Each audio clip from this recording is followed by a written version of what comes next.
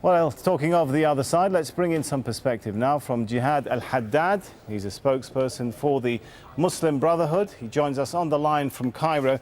Good to have you with us. First of all, your rejection of Abdel Fattah al-Sisi's speech, what does that amount to right now? Are you trying to meet the army head-on with more street protests to counter street protests? I don't think it's a head-on meeting. We've been in the streets for over 26 days now, throughout peaceful protests and sit-ins, and we have every other day been losing protesters and members being shot and killed by army personnel, by police personnel, and by thugs. And we are strictly sticking to our peaceful measures and not being dragged into violence, because this is the only message we have to offer. And yet we are surprised today to see, quite bluntly, in fact, the leader of the military coup, with a complete disregard to any interim government that he may have appointed to give a civilian face to the equation, echoing a call that may not be construed except as a call for civil war. It's direct clashes and confrontation on the same day where we hold the pinnacle of our movement on the street, on the next Friday, despite the fact that we've been calling it for over a week now. So it's quite strange for us to see that very blunt although you say you don't want violence, by calling people out onto the streets from now, doesn't that almost guarantee that both sides calling their supporters out on the streets will inevitably lead to violence in such a charged atmosphere? Well, the call for the Muslim Brotherhood and the anti-coalition and the anti-coup coalition, the call has already been there for more than 26 days. And we protest every Friday in very known locations. And we keep away from the locations of the pro-coup movement so that no confrontations take place. But you can't ask the victim not to die. You should ask the killer not to kill. And that's exactly the equation we're putting here. This is supposed to be the head of the military who's acting in such irresponsible manner, very erratic manner, in fact, and asking for a military coup to actually execute a civil war, or in fact give cover to a massacre that they intend on doing. And the plots we've seen in the past couple of days, and the same intelligence footprint and the same security apparatus footprint, are putting the breadcrumbs on a trail that is quite known to many Egyptians, both inside Egypt and outside it. It's the same footprint on the old police state of Mubarak, only more brutal, more vulgar, and in your face. How would you respond to those who would say that the military at this point is only responding to the wishes of those citizens who are fed up with instability and turmoil, that this is not the same as the revolution against Mubarak because there is a sizable amount of the population which is backing the military? I don't think the military has the right to actually decide who it responds to or not. Which rally is more closer to the military, and thus they would drop leaflets on this one and drop warnings on the other.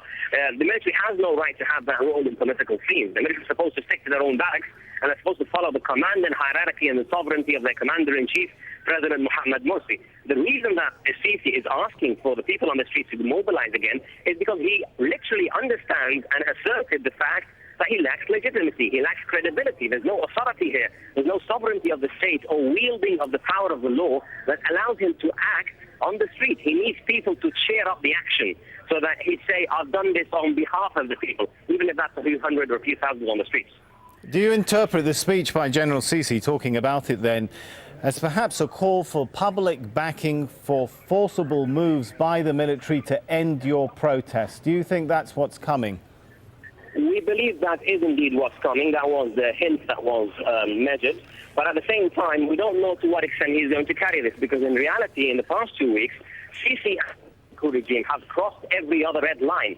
They've all the way to killing women and children in the streets, and then saying that they've been killed by their own people, all the way to actually executing 86 people in one morning by military gunfire, and saying that it was an unknown terrorist group, lying about it on national television, and in a few hours being confronted with amateur videos shot from every other angle, showing how lying they were.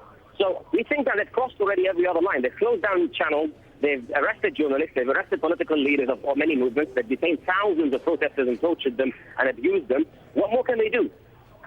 Well, General Sisi spoke about groups responsible for violence and terrorism. There have been attacks, of course, against the army in the Sinai. When he made those statements about groups and violence and terrorism, do you fear he was talking about people like you? Well, many people construed that, and many people in the media, certainly in Egypt, are trying to slap such charges on us.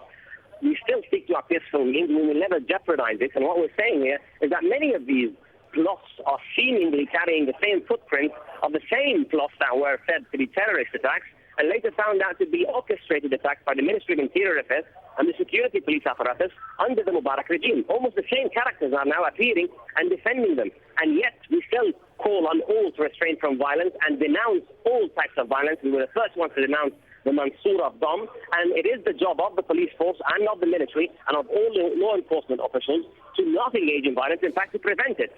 What we've been saying in the past 3 weeks is the fact that they were the main aggressors. They were attacking the protesters, the peaceful protesters, in their own uniform, state-issued uniforms and state-issued weapons. But Gehad, there have been videos circulating showing what is claimed to be supporters of the Muslim Brotherhood attacking the other camp. I have seen the video of that 2 days ago. There is no evidence in that video to substantiate this claim. In fact, the shooter of the video is of a well-known pro-coup media station in newsletter in Egypt, and yet by the end of the video, when he was asked by one of the protesters, he quite expressively discloses his ID. And the context of that video actually invalidates the claim it's making that it's from the anti-coup movement. Right. In If fact, I could get in, from the other side. if I get a final question, you did touch on this point. Violence. You've touched on this point about a coming era of war on terrorism. Do you fear you're about to enter into a new era of further clamping down on the Muslim Brotherhood and disbandment of civil liberties? We think so. We've seen it much more vulgarly than the Mubarak regime in the first couple of hours after the military coup. And it has been increasing ever since, with a very strange level of silence from the Western leaders and the hypocrites that have been preaching democracy across the world for the past decade. And yet today we stand facing a clear threat by a military general that has just orchestrated a coup, attempting to orchestrate a massacre and talking about it on national television, and still people are considering whether or not he's on the wrong side of the equation. What we're saying is that we're ready to face the consequences of the decision to face up to the military coup. And these consequences may be the military bullets tearing through our flesh. But we cannot let the rest of the country face the consequence of being plunged into a new cycle of 60 years of military dictatorships, even if a civilian face is slapped on top of us. I will have to leave it there. Gehad el-Haddad from the Muslim Brotherhood, thanks so much for your thoughts.